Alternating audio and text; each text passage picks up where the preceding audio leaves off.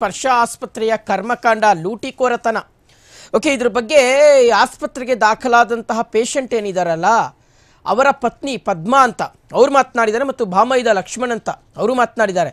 ಏನು ಹೇಳಿದ್ದಾರೆ ಅಂತ ಒಂದ್ಸಲ ನೋಡ್ಕೊಂಡು ಬರೋಣ.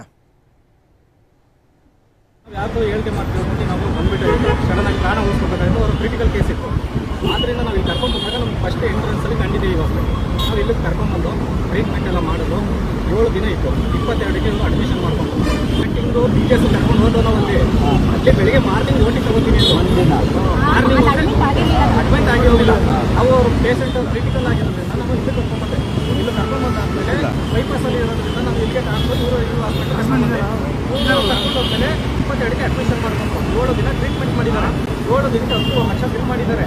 ಅಲ್ಲಿ ಬಿಲ್ ಮಾಡಿದ್ಮೇಲೆ ಅಲ್ಲಿ ಪುನಃ ಇವರು ರಿಯಾಬ್ ಸೆಂಟರ್ ಬರ್ಕೊಟ್ರು. ನಾವು ರಿಯಾಬ್ ಸೆಂಟರ್ ಬೇಡ ಅಂದ್ಬಿಟ್ಟು ನಮ್ಗೆ ಹತ್ರ ಆಗುತ್ತಲ್ಲ ಅಂತ ಪುನಃ ಅಲ್ಲಿ ಕರ್ಕೊಂಡು ಹೋದೋ. ಇಲ್ಲಿ ಸರಿಯಾಗಿ ಏನು ಮಾಡೇ ಇಲ್ಲ.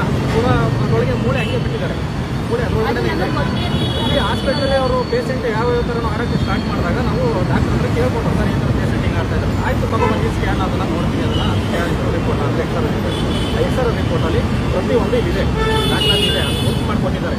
ನಾನು ಈ ಮುಖಾಂತರ ಮುಖಾಂತರ ಏನಪ್ಪ ಅಂದರೆ ಕೇಳ್ಕೊಳ್ಳೋದು, ಯಾರಿಗೆ ಇಲ್ಲಿ ಅನ್ಯಾಯ ಆಗಿದೆಯಲ್ಲ ನನ್ನ ತಂಗಿಗೆ ಅವ್ರು ನ್ಯಾಯ ಕೊಡಿಸ್ಬೇಕು ಅಂತ ಕೇಳ್ಕೊಳ್ತಾ ಇದ್ದೀನಿ. ಬೈಯೋದು ಎಲ್ಲ ಮಾಡೋದು ಏನು ಕರ್ಕೊಂಡು ಬಂದು ಚಿತ್ರ ಆಡೋಕ್ಕೆ ಸ್ಟಾರ್ಟ್ ಮಾಡಿದ್ವಿ. ಅವಾಗ ಡಾಕ್ಟರ್ ನಮಗೆ ಕರ್ಕೊಂಡು ಅಲ್ಲೇ ಬೋಲ್ಕೊಂಡಿವೆ, ಆಪರೇಷನ್ ಸರಿ ಮಾಡಿಲ್ಲ ಅಲ್ಲಿ.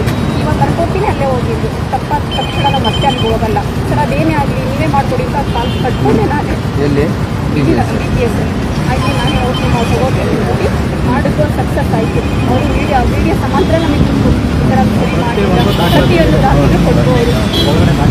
ಅದಕ್ಕೆ ನಮ್ಮ ನ್ಯಾಯ ಬೇಕು. ಇವಾಗ ನಮ್ಮ ಮನೆಯವ್ರು ಪರವಾಗಿಲ್ಲ ಅಂದರೆ ಅವರು ಹಾಸ್ಪಿಟ್ಲಿಗೆ ಇದು ಮಾಡಲಿಲ್ಲ, ನಮ್ಮನ್ನು ಹಾಸ್ಪಿಟ್ಲಿಗೆ ಹೋಗಲಿಲ್ಲ, ರಿಯಾಬ್ ಸೆಂಟರ್ಗೆ ಬರೋದು ಅಲ್ಲಿ ಮಸಾಜ್. ನಮಗೆ ಅದ್ರ ಬಗ್ಗೆ ಗೊತ್ತಿಲ್ಲ, ಹಳ್ಳಿ ಜನಗಳಲ್ವ, ನಮ್ಗೆ ಅದ್ರ ಬಗ್ಗೆ ಗೊತ್ತಿಲ್ಲ. ರಿಯಾಬ್ ಸೆಂಟರ್ ಅಂದರೆ ಏನು ಅಂತ ನಾವು ಫೋನಲ್ಲೇ ಸರ್ಚ್ ಮಾಡಿ ನೋಡಿದ್ವಿ.